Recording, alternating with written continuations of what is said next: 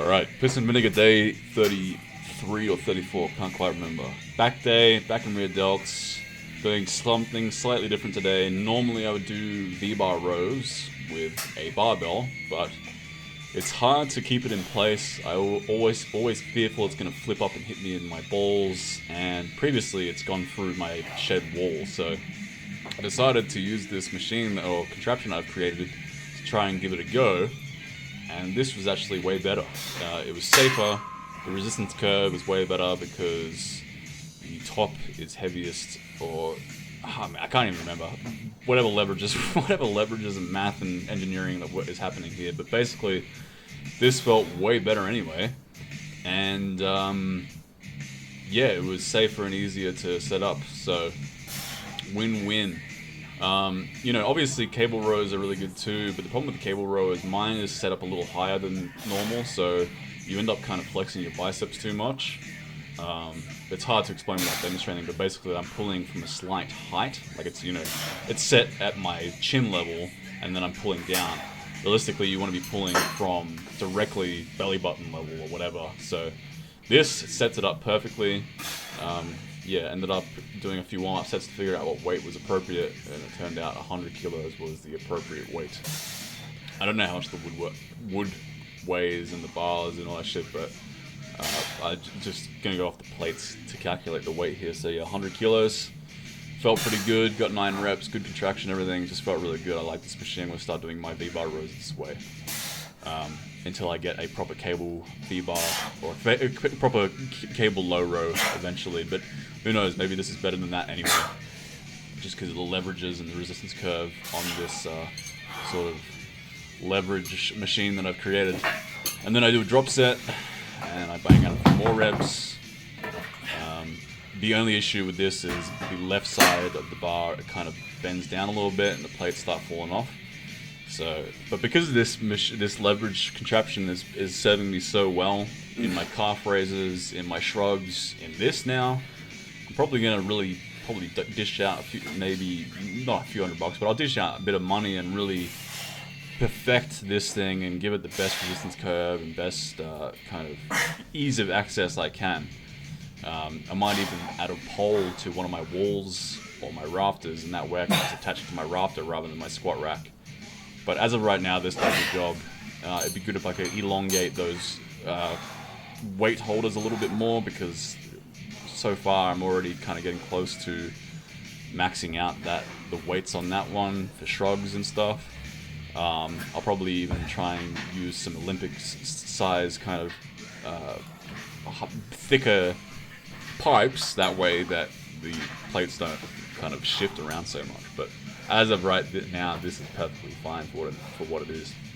And then I do my third drop set with a straight bar to train more of the upper back muscles versus just the lats, just part of the drop set.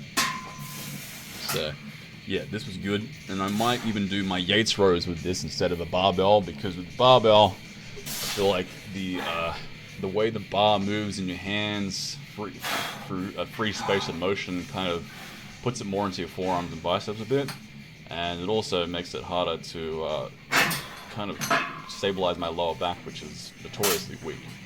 Anyway, all good, moving on. Pull downs, wide grip pull downs. I'm using a crate instead of a bench to sit on, because this way I can get a full range of motion, because my arms are too long for this decent machine. You know, I bought this a few years ago, about 3 or 4 years ago, for $1,000, and for what it is, $1,000 was definitely worth it. It gets a lot of things done, but it's because it's a jack of all trades machine. There are some things that it doesn't do well. You can't do pullovers with it because the cables are too close together, and pull downs aren't really great because the machine isn't high enough. Anyone over 6 foot or anyone with relatively long arms will naturally start banging at the top because they just don't have a full range of motion. So in order to mitigate that, I just put a milk crate down, and that way I'm sitting down a bit further than the bench. But you know, anyone that was like say 6'4" plus, this is really not ideal for. So yeah, wide grip pull downs. I think it's time to progress, making strength gains immediately. Last session I got 9 reps, today I got 12 reps. immediately making strength gains just from this maintenance phase.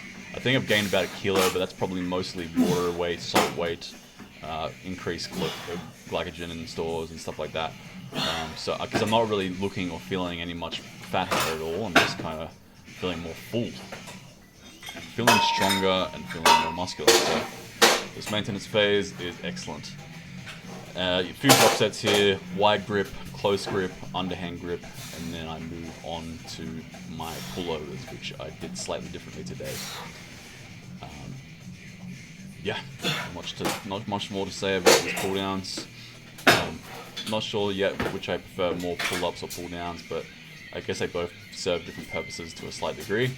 Now I'm doing pullovers today, and I decided to put even more band tension on the pullover today, because realistically the hardest part of the movement is at the top, and the easiest part is at the bottom. So I decided to make it super hard at the bottom, and in fact the bands sort of pull me down slightly at the top, which is where I get stuck, because the resistance curve is like, this is really hard, too easy. This way it's the opposite. It's a little bit easier at the top here, and the contraction, which is what you're really looking for on these pull downs, is way harder. So you really have to explode into that contraction here, and this felt way better. This is starting to feel a lot closer to what I'd imagine those Nautilus pullover machines feel like. Obviously not exactly the same, because the biomechanics and the resistance curve on that machine are fucking incredible. And mark my words, one day I will buy one or build one, but as of right now I do not have the space to build or buy one. So as of right now this will have to suffice, and when I get a Nautilus machine I'll probably start doing the Nautilus machines before I do pull-ups and pull-downs, because it pre-exhausts your lats incredibly well. And that was one of Dorian Yates's one of his tidbits. If you don't follow Dorian Yates on Instagram, I highly suggest following him, because every single day he posts like different tidbits and little pieces of advice that he would do throughout his training, and the man was a genius. So one of the things he would do is he'd do these Nautilus pullovers to pre-exhaust his lats before doing pull-downs or pull-ups. And I mean, the proof is in the pudding. He had some of the most incredible back muscles of all time, second to basically Ronnie Coleman. That's just about it.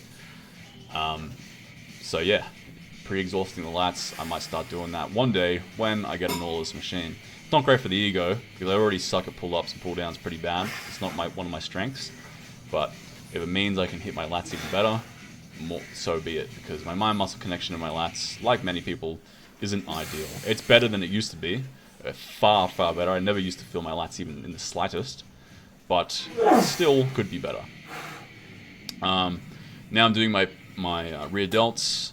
I decided today to do these less controlled, more of an explosive manner. Not explosive, but not focusing on the negative so much, because due to the biomechanics of the rear delts and just the resistance curve on all this, there's not a whole lot of benefit to the negative portion of the rear delts. It just doesn't feel right, and in fact it kind of hurts a little bit for me personally. I get a bit of pain in my shoulder when I do my negatives real slow on my rear delts. And it fucks with my contraction, because I'm just trying to focus on exploding up and really contracting the rear delts. So yeah, you can't really get much of a stretch on the rear delts. You can't really get a good negative portion of the reps. So this is one of the rare reps where I don't give a fuck about the negative. I just focus on getting the squeeze at the top and going from A to B. Same with my explosive rear delt raises with the dumbbells. Same thing, just really not like super, lots of body momentum here, just to really focus on getting that big contraction at the top with a bunch of weight. And I think that's really the key to my rear delt training, is not focusing on slow control, but just fucking exploding up and contracting the fuck out of those rear delts. Otherwise the rotator cuffs will take over a lot of the brunt. And then that's it. That's my back day. My back day is pretty quick, pretty easy. For one of the biggest muscles in the upper body and the most complex muscles in the upper body, my day gets pretty quick, because I don't really stack it with anything else. Chest, I normally I stack chest with triceps. I stack shoulders with biceps. This is just back and rear delts, and that's pretty quick and easy. So one of my more favorite days, because I get it done real quick, like 15 minutes and I'm done. Cool, that's it for today. See you guys for more Piss and Vinegar tomorrow. Bye bye.